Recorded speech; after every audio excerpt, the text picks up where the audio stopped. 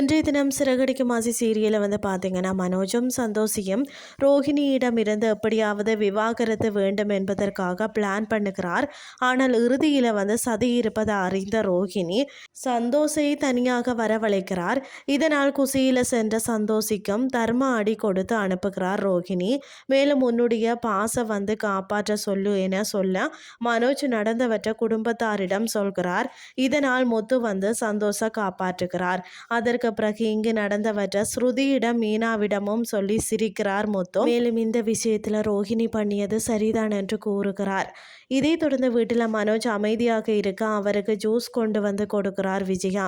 எனினும் அண்ணாமலை ரோஹிணி விஷயத்துல இந்த மாதிரி பைத்தியக்காரத்தனமாக பண்ணிக்கிட்டு இருக்காதான், அப்படி செய்தால் டிவோர்ஸ் கிடைச்சிடுமா, டிவோர்ஸ் கிடைக்காமல் போய்விடும் என எச்சரிக்கிறார். இறுதியில் விஜயா மனோஜுக்கு ஒரு பொண்ணு பார்த்து இருப்பதாக கூற அந்த பொண்ணு யார் என கேட்டு குஷியாகிறார் மனோஜ். இதுதான் இன்றைய நாளுக்கான எபிசோட். அடுத்த எபிசோட்ல என்ன நடக்க போகுதுன்னு சொல்லி பொறுத்திருந்து பார்க்கலாம்.